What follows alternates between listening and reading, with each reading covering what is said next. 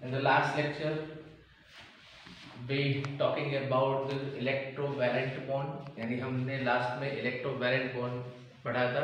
यानी एक अप्रोच हमने कंप्लीट किया था, कॉसेल लुईस का अप्रोच कंप्लीट किया था।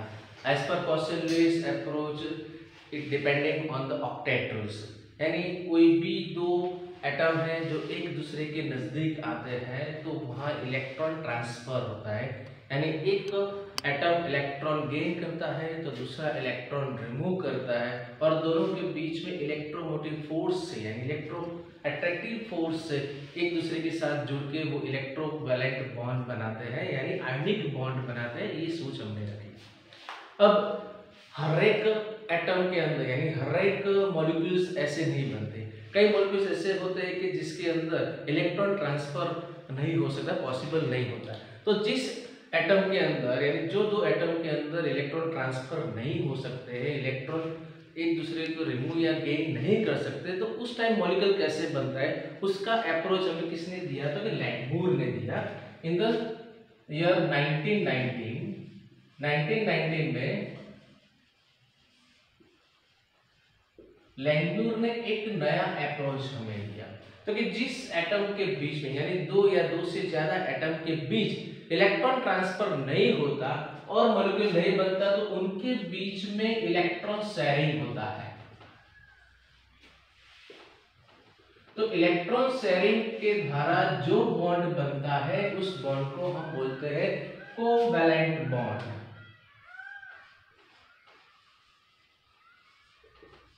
कौन सा बॉन्ड बोलेंगे बेटा? Covalent bond. तो कोवैलेंट बॉन्ड में इलेक्ट्रॉन ट्रांसफर नहीं होता, क्या होगा? इलेक्ट्रॉन शेयरिंग होगा। दो एटम के बीच में इलेक्ट्रॉन शेयरिंग होगा। एक एग्जांपल हम लेंगे क्लोरीन मॉलिक्यूल्स का। क्लोरीन मॉलिक्यूल में क्लोरीन के दो एटम हैं। हर एक क्लोरीन एटम जो है वो क्लोरीन एटम के पास इलेक्ट्रॉनिक कॉन्फ़िगरेशन क्या होती है बेटा? Ne3s2 3p5। यानी हर एक जो इलेक्ट्रॉन क्लोरीन जो है हर एक इलेक्ट्रॉन को उसके नजदीक के आर्गोन जैसी इसके जैसे आर्गोन जैसी इलेक्ट्रॉन कॉन्फ़िगरेशन बनाने के लिए कितने इलेक्ट्रॉन की जरूरत होती है? एक इलेक्ट्रॉन की जरूरत होती है। तो जब ये दो क्लोरीन एटम एक दूसरे के नजदीक आते हैं, हर एक क्लोरीन के पास हमें पता है कि कितने इलेक्ट्रॉन है? 7 इलेक्ट्रॉन है। ये 7 इलेक्ट्रॉन इस क्लोरीन के और ये 7 इलेक्ट्रॉन्स इस क्लोरीन के हुए। अब कोई भी क्लोरीन जो है वो इलेक्ट्रॉन घुमाएगा भी नहीं और कोई भी इलेक्ट्रॉन लेगा भी नहीं, यानी एक्सेप्ट भी नहीं करेगा या रिमूव भी नहीं करेगा। बट ये दोनों क्लोरीन क्या करते हैं? एक दूसरे के नजदीक में आते हैं तो तब एक एक इलेक्ट्रॉन की दोनों के बीच में क्या होती है? शेयरिंग होती है। यानी ये दोनों इलेक्ट्रॉन जो होते हैं इस क्लोरीन के भी होते हैं और इस क्लोरीन के भी होते हैं, और दोनों के बीच में आप देखो तो ऑक्टेट कंप्लीट हो जाता है। ये क्लोरीन की बात करूं 1 2 3 4 5 6 7 8। ये क्लोरीन की बात करूं तो 1 2 3 4 5 6 7 और 8।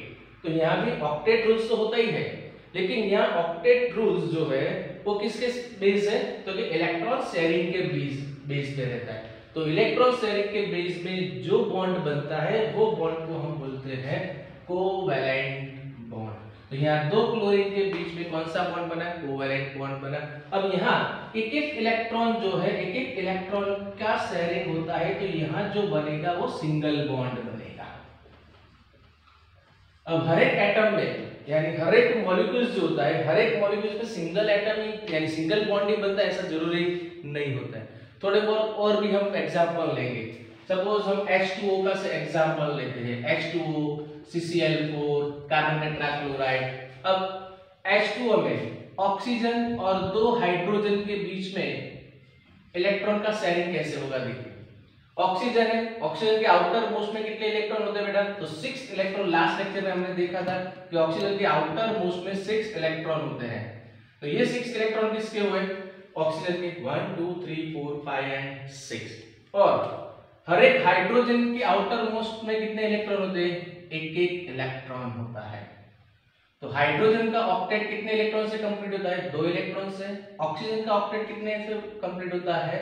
8 इलेक्ट्रॉन से। देखो यहाँ इस ऑक्सीजन के पास 8 इलेक्ट्रॉन्स आ गए, 1 2 3 4 5 6 7 8। ये हाइड्रोजन इसके 2 इलेक्ट्रॉन 1 2, ये हाइड्रोजन इसके इलेक्ट्रॉन 1 2। यानी बॉन्ड के यानी शेयरिंग के अंदर जो भी इलेक्ट्रॉन होते हैं वो दोनों एटम के होते हैं, कोई एक एटम का होता नहीं है। यानी एक इलेक्ट्रॉन एक एटम देता है, दूसरा इलेक्ट्रॉन दूसरा एटम देता है, और दोनों के बीच में शेयरिंग होता है, और शेयरिंग के द्वारा कौन सा बॉन्ड बनेगा? कोवैलेंट बॉन्ड बनेगा। उसी तरह CCl4 में हम देखते हैं, CCl4 में कार्बन और कार्बन के आसपास 4 क्लोरीन। कार्बन के आउटर मोस्ट में कितने इलेक्ट्रॉन? 4 electron, 1 2 3 and 4। क्लोरीन के आउटर मोस्ट में कितने इलेक्ट्रॉन? 7 इलेक्ट्रॉन होते हैं। तो क्लोरीन के बीच से 7 इलेक्ट्रॉन, 1 2 3 4 5 6 7, 1 2 3 4 5 6 7, 1 2 3 4 5 6 7, 1 2 3 4 5 6 एंड 7। और यहाँ हर एक क्लोरीन का ऑक्टेट कंप्लीट होगा। देखो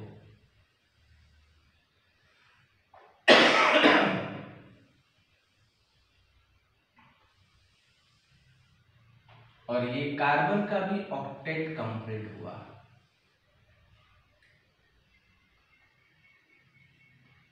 one two three four five six seven और 8। अब यहाँ ऑक्सीजन और हाइड्रोजन के बीच में एक एक इलेक्ट्रॉन का शेयरिंग, यानी दोनों के बीच में सिंगल बॉन्ड हुआ HOH।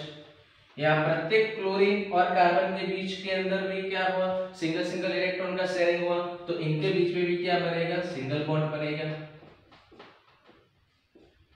अब हर एटम के बीच में सिंगल ही बॉन्ड होगा, यानी एक ही इलेक्ट्रॉन का शेयरिंग होगा ऐसा नहीं होता है। कभी 2 इलेक्ट्रॉन के शेयरिंग भी होता है, कभी 3 इलेक्ट्रॉन के भी शेयरिंग होते हैं। हम जिसमें 2 इलेक्ट्रॉन का शेयरिंग होता है ऐसे भी एग्जांपल लेते हैं। सपोज ऑक्सीजन O2,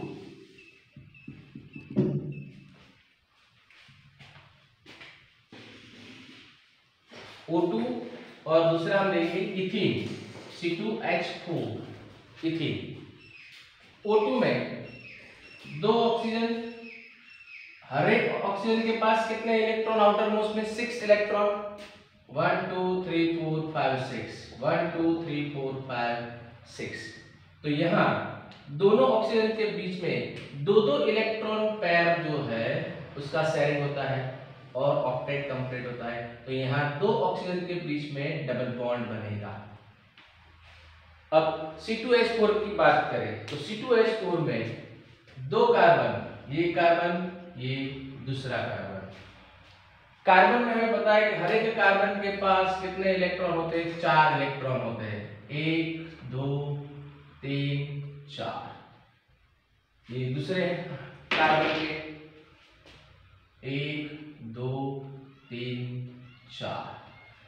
हर एक कार्बन एक एक 2 हाइड्रोजन के साथ शेयरिंग करेगा। हाइड्रोजन का ऑक्टेट 2 इलेक्ट्रॉन से कंप्लीट हो जाता है।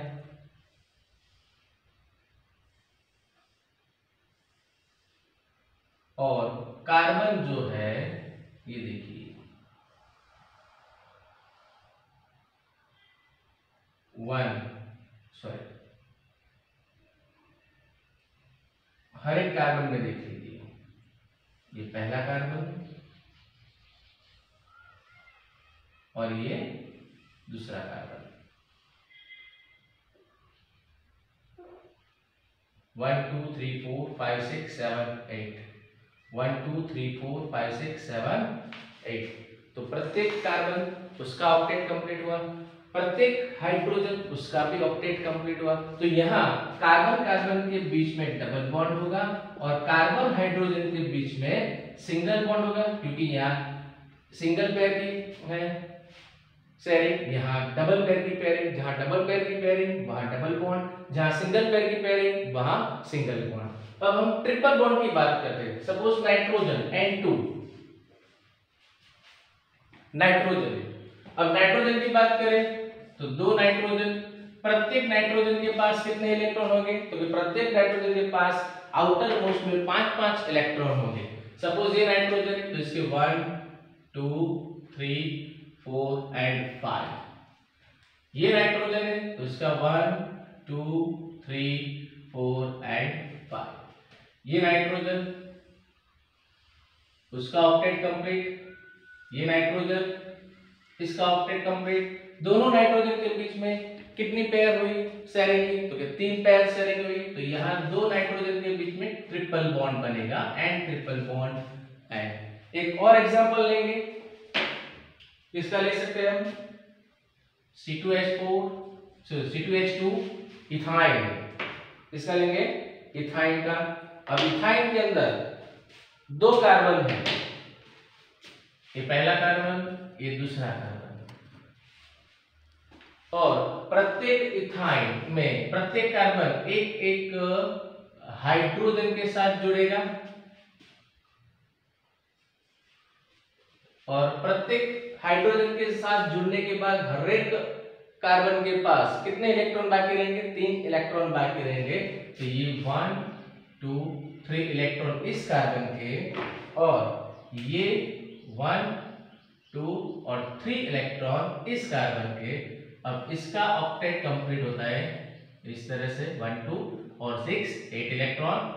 इसका इस तरह से कंप्लीट हुआ 1 2 और 6 इलेक्ट्रॉन। ये हाइड्रोजन का ऑक्टेट कंप्लीट हुआ, ये हाइड्रोजन का ऑक्टेट कंप्लीट हुआ। तो यहाँ 2 कार्बन के बीच में क्या हुआ? ट्रिपल बॉन्ड हुआ, क्योंकि यहाँ 3 पेयर की शेयरिंग है।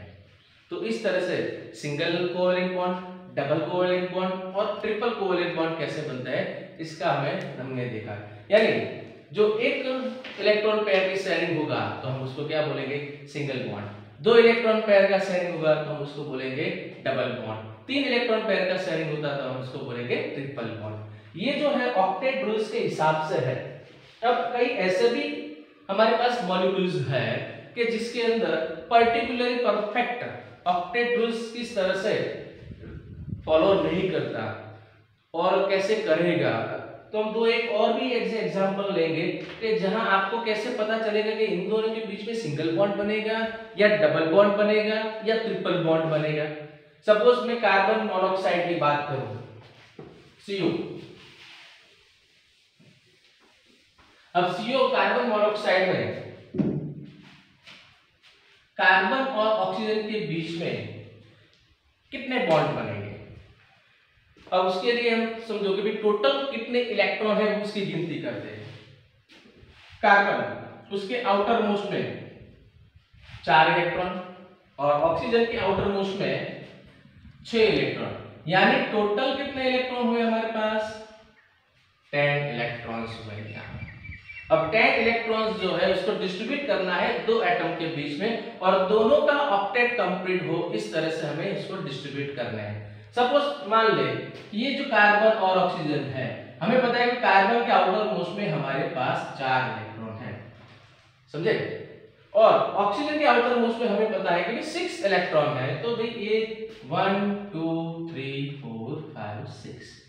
सपोज हमने ऐसे लुईस डॉट सिस्टम से हमने उसको लिख दिया तो क्या होगा? अब यहाँ ऑक्सीजन का ऑक्टेट कंप्लीट होगा 1 2 3 4 5 6 7 8, बट कार्बन अपना ऑक्टेट कंप्लीट नहीं कर पाता। कितने इलेक्ट्रॉन होंगे? 1 2 3 4 5 6 इलेक्ट्रॉन। मगर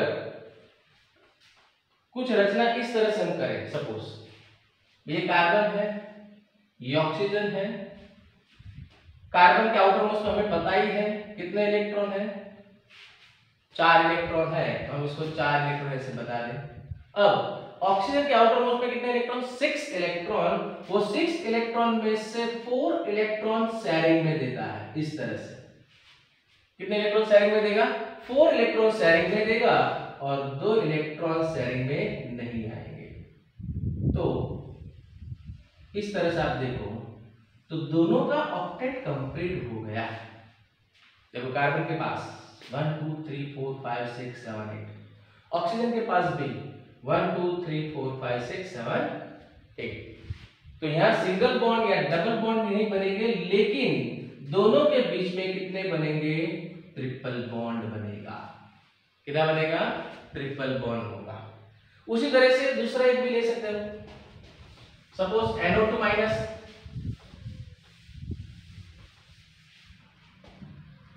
सपोज हम NO2 माइनस लेते हैं। अब NO2 माइनस में नाइट्रोजन, नाइट्रोजन के पास 5 इलेक्ट्रॉन, ऑक्सीजन में 6, 2 मल्टीप्लाई बाय 6, और उसने एक इलेक्ट्रॉन गेन किया है, जिसको इसके पास क्या है, नेगेटिव चार्ज। नेगेटिव चार्ज यानी मॉलिक्यूल्स ने एक इलेक्ट्रॉन गेन किया है, तो +1 इलेक्ट्रॉन, यानी टोटल हुए 18 इलेक्ट्रॉन हुए। 5 5 + 12 17, 17 + 1 दैट मींस 18। अब ये 18 इलेक्ट्रॉन को शेयर करना है हमें 3 एटम के बीच में शेयर करना है। कौन से 3 एटम? नाइट्रोजन और 2 ऑक्सीजन। अब नाइट्रोजन के पास कितने इलेक्ट्रॉन है? 5 इलेक्ट्रॉन है। सपोज हम समझ देंगे भाई, चलो ये 1, ये 2, 3, 4 और ये 5 हुआ नाइट्रोजन का। मान लें कि सिंगल बॉन्ड का शेयरिंग हुआ है। अब सिंगल बॉन्ड का शेयरिंग होता है तो ये 1 2 3 4 5 6 हुआ, ये 1 2 3 4 5 6 हुआ, तो किसी का भी ऑक्टेट कंप्लीट होता ही नहीं है। समझो ये टोटल इलेक्ट्रॉन कितने हुए? 1 2 3 4 5 6 7 8 9 10 11 12 13 14 15 16 17, और एक इलेक्ट्रॉन उसने बाहर से गेन किया है। तो सपोज कि भाई ये जो ऑक्सीजन है उसने एक इलेक्ट्रॉन बाहर से गेन किया।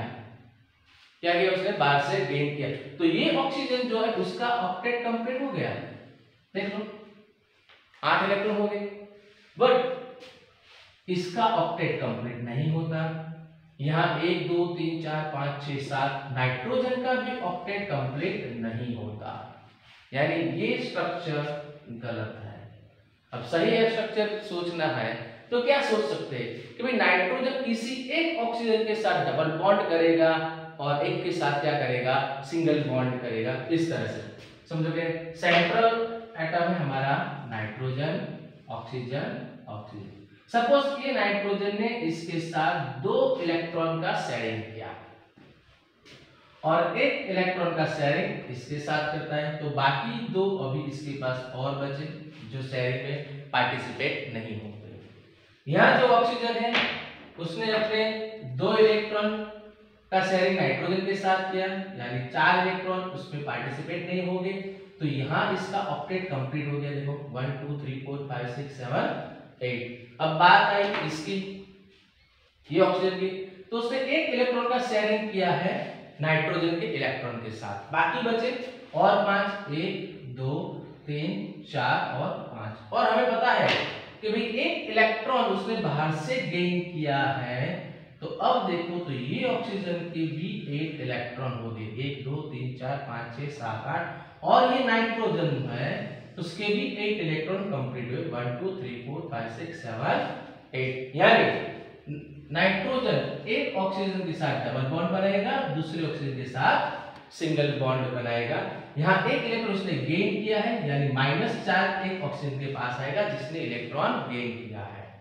और ऐसा भी नहीं है कि डबल बॉन्ड इस तरफ से ही बन सकता है, डबल बॉन्ड उस तरफ भी बन सकता है, सिंगल बॉन्ड इस तरफ भी हो सकता है। यानी स्ट्रक्चर इसके अलावा स्ट्रक्चर ये भी हो सकता है, and double bond O minus, यानी डबल बॉन्ड इस तरफ भी हो सकता है, सिंगल बॉन्ड इस तरफ भी हो सकता है। तो इस तरह से कोवैलेंट बॉन्ड की रचना हो सकती है, स्ट्रक्चर हो सकती है। और कोवैलेंट बॉन्ड में हमें पता है क्या होना चाहिए? इलेक्ट्रॉन का शेयरिंग। इलेक्ट्रॉन का शेयरिंग 1 पेयर से भी हो सकता है, 2 पेयर से भी हो सकता है और 3 पेयर से भी हो सकता है। नेक्स्ट लेक्चर में हम आगे पढ़ेंगे और ये भी चार्ज कैसे इस पे आता है, हर एक एटम के पास चार्ज कितना होगा उसके बारे में हम नेक्स्ट लेक्चर में देखेंगे। Thank you.